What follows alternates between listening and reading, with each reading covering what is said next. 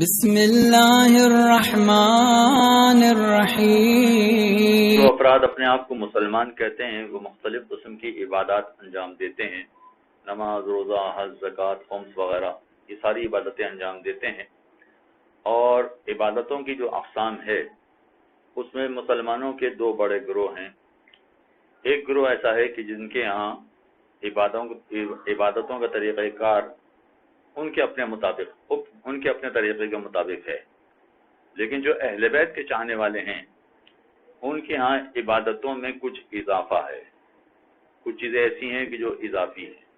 مثلا فرض کیجئے کہ اگر کوئی اہل بیت کا چاہنے والا ہے تو اہل بیت نے یہ مطالبہ کیا ہے کہ خمس کی رقم نکالی جائے، خمس ان کے نام پر نکالا جائے، اور جو نکالا جائے گا اس کا آدھا حصہ ان کی اولاد میں دیا جائے، ان کی اولاد میں تقسیم کیا جائے۔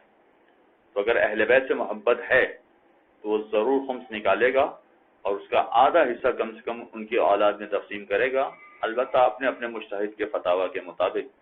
آیت اللہ سیستانی کے ہاں اجازت ہے کہ آپ آدھا حصہ خمس کا سہم سادات کو اپنی ہاتھ سے اپنی مرضی سے دے سکتے ہیں، بشرطے کہ ان میں شرائط پوری ہوں۔ اب یہ بات میں اس لیے بھی گزارش کر رہا ہوں کہ بہت سارے افراد ایسے ہیں کہ اس عبادت پر توجہ نہ ہونے کے بعد پھر وہ مجالس برپا کرتے ہیں۔ بہت اچھی بات ہے مجالس برپا کرنا، اسے کون انکار کر سکتا ہے۔ مجالس برپا کرنا، جلوس نکالنا، ماتم اور مجلس کی محفلیں برپا کرنا اور تعزیے بنانا اور علم و پنجے بنانا، یہ ساری چیزیں بہت اچھی ہیں، کوئی حرج نہیں، کوئی قباحت نہیں ہمارے ان ساری چیزوں کا۔ نہ صرف اجازت ہے بلکہ اس کو اچھا سمجھا گیا ہے، اس لیے کہ یہ اہل بیت سے محبت کا ایک طریقہ ہے، اظہار ہے کہ ہم اہل بیت سے محبت کرتے ہیں۔ مگر یہ یاد رکھنا چاہیے کہ اگر میں مجلس برپا کرتا ہوں اور خمس نکالے بغیر مجلس برپا کرتا ہوں تو بظاہر ایسا ہوگا کہ اہل بیت کا مال میں نے غصب کر لیا اور پھر اہل بیت کی محبت کا اظہار کیا۔ بظاہر یہ کام کوئی پسند نہیں کرے گا، کوئی شخص اس کو پسند نہیں کرے گا۔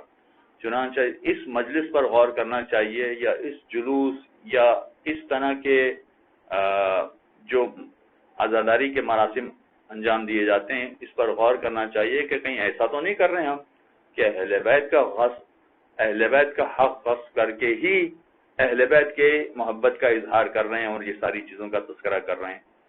یاد رکھیے کہ نماز کے بارے میں تو ہے کہ اگر کسی شخص نے غضبی لباس میں نماز پڑھ لی، چاہے غضبی کا مطلب یہ ہو کہ اس کا خمس نہیں نکالا گیا، تو ہمارے بہت سارے علماء کہتے ہیں کہ اس کی نماز باطل ہے۔ یا فرض کیجئے کہ کسی ایسے مصلی پر نماز پڑھ لی کہ جس کا خمس نہیں نکالا گیا ہے، اور ایسے سجدگاہ، مصلی تو چھوڑیے، ایسی سجدگاہ پر سجدہ کر لیا ہے کہ جس کا خمس نہیں نکالا گیا ہے، اور پھر اس پر سجدہ کر لیا گیا ہے، تو ایسی صورت میں اس کی نماز باطل ہے۔ ہمارے کئی مراجع کرام اس نماز کو صحیح نہیں مانتے۔ تو اب یہ اندازہ کرنا پڑے گا کہ نماز جیسی افضل ترین عبادت بھی باطل ہو جاتی ہے چند مقامات پر اگر خمس نہ نکالا جائے، تو مجلس جیسی عبادت کیسے باقی رہے گی؟ اور پھر یہ بھی اس انداز سے کہ جن کا حق ہے انہی کا حق ہم غصب کر کے پھر ہم مجلس برپا کر رہے ہیں۔